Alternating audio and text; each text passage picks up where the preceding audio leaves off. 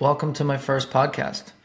If you are here, you probably either know me personally or you have seen me on Instagram at YidWithALid. If not, try and follow. Do 60-second short videos every day with a Torah idea that'll hopefully change your day and your mindset. I've been talking about doing this podcast for quite some time, and I've been looking for a partner to do it with, figuring maybe you guys would get more enjoyment from me bouncing some of these ideas off of someone else, and God willing, as this show goes on, we can go in that direction. I do have some potential guests in mind, but in the meantime, I've spent so many months figuring out how I'm going to get this started, when I'm going to get this started, and I realized that I've just been wasting a lot of time not doing anything. So now I'm here, and what inspired me was that yesterday, Sunday, December 1st, I went to the Kinnas Hashluchim of Chabad, the international convention of Lubavitch emissaries, the Shluchim, the people I like to call the Navy SEALs of the Jewish population, the people who have dedicated their lives to being there for God, being there for the Jewish people around the world. Anyone who's ever traveled clearly knows about what these emissaries do, how they give up their lives and their wives' lives and their kids' lives in order to really just be there. There was recently in the news, unfortunately, a shliach in United Arab Emirates, Rabbi Tzvi Kogan, alav shalom, who passed away, who was murdered by Iranians after being kidnapped. And so people are, maybe exposed more to the light of what these people do, what these shluchim do on a daily basis, how they literally put themselves in harm's way just to ensure that there's a kosher meal or Shabbos candles being lit somewhere. And I don't have to tell you about Chabad and what they do, because if you're here, you probably know. If not, reach out and I'll be happy to tell you all about Chabad. But I went to this kinnis, and it was, you're standing in a room with 6,500 people, a huge banquet, which is the culmination of an entire weekend worth of focus groups and Hasidic gatherings and prayers, and just like one big recharge for all of these shluchim, where they come together every year and they get to just, kind of recharge. And I'm sitting there going, wow, these people are special. What the hell am I doing in my life? And I was like, you know what? It's time to start this podcast. So I don't have a partner today. I may never have one. There will definitely be some guests along the way. But it's time to just go. We often have all these plans and we say we're going to do them later, we're going to do them tomorrow, we're going to do them next week, and we just end up wasting a lot of time. So for me, that time is right now. So if you're here, thank you for listening. I want to talk about the kinnis, and obviously there's so many things that people can say about the kinnis. Just amazing organization that the Lubavitcher Rebbe created of this network of shluchim, or emissaries, that go around the world and really expose themselves to the elements, so to speak. It's like they're, kind of living in a hurricane of non-Jewish life, and are building a shelter wherever they are, in order so that other Jews can have godliness wherever they are in the world, whether it's travels or their lives. They're also bringing godliness to places that would normally be remote. They would just be, devoid of Judaism. So it's pretty incredible, and there's obviously nice speeches, and just the unity of having that many Jewish people. It's like a Navy SEALs convention, and you get to see the cream of the crop that the Lubavitcher Rebbe chose over the course of many, many, many years, more than 50 years, and just watching the roll call that they do every year of the shluchim from every single country. 110 countries in the world have shluchim. There's thousands and thousands and thousands of them. It's pretty amazing how many there are in remote countries, and just the dense population of how many shluchim there are in major countries like the United States and Israel. It's pretty wild. So it's just really a spectacle to see, and I encourage everyone to go. Anyone who hasn't been, you can go as a guest of a shliach. That's how I went. It's really an inspiring night and just kind of a feel-good atmosphere. Something that I took away from that, though, is that even the Navy SEALs need a recharge at some point, right? I mean, these people are clearly the best. They give up their lives for God or for the Jewish people. And, you know, whether you're a shliach in Baltimore, Maryland, or the Upper West Side of Manhattan, or you get to live in LA, or you're in Zambia, or you are who knows where, right? I mean, they're calling out roll call from places all over the place.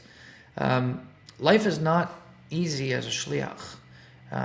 Just like a Navy SEAL, I mean, you don't get to just sit in an air-conditioned office, just giving, handing out uniforms to soldiers, right? I mean, you are underwater, doing secret missions, and even if you are mentally or emotionally or physically cut out to do that job, which every shliach is, which is why the Lubavitch Rebbe sent them to do that job, it's still not easy. I mean, these people need some sort of, recharge and affirmation. Something that says, okay, we work hard all year. We know what we do. We're proud of what we do. We're happy to do it. But even the best of the best need a reboot sometimes. They need their battery to be charged. And being in a room, I know I was a guest, so for me it hits different. But I can't imagine being a shliach and seeing all these other shluchim around the world and just being like, wow, I'm not alone in this, My purpose, I know why I do it, but seeing that everyone else here has the same purpose, and it's all one purpose. And it's incredible to see what the Lubavitch Rebbe put together.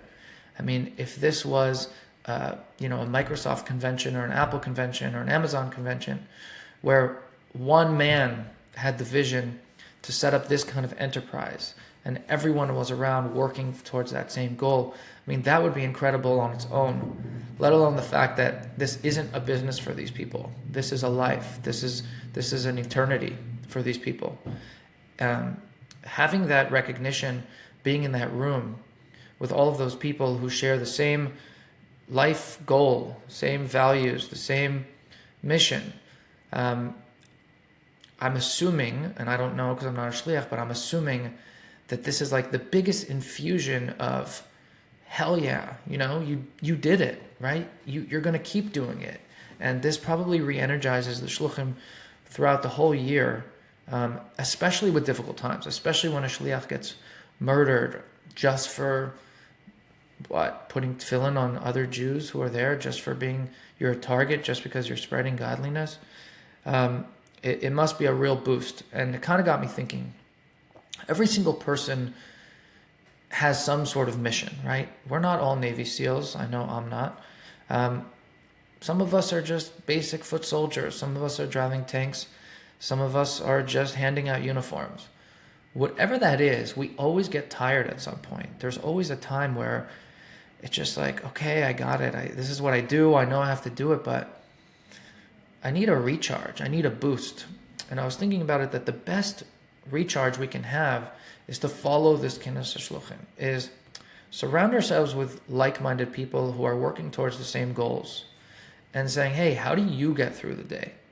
What keeps you energized? And even just being in a room with those people really provides a good boost and a good home or a good safe space. It might be your spouse. It might be your kids. It might be your best friends. It might not be any of those people. It might be people you work with that are working towards the same goal. I find that life is strange, and you oftentimes find people in your life who you should have nothing to do with, but that are just so like-minded in their purpose. And maybe those are the people you need to recharge with. Maybe it's a book. Maybe your mission as a Jew is to give tzedakah, and so you have a certain sefer, a certain book that constantly reminds you of the importance of tzedakah. Maybe it's an experience, a life experience that you go back and think about what motivated you in the first place, right? Write it down. Videotape yourself, record yourself. No one has videotapes. Record yourself, just a 30-second clip of why do I do what I do? Why did I get started doing that to begin with? And when everyone has little dips, right? I mean, everyone has little dips of lack of inspiration. I make videos every day for 60 seconds or 90 seconds.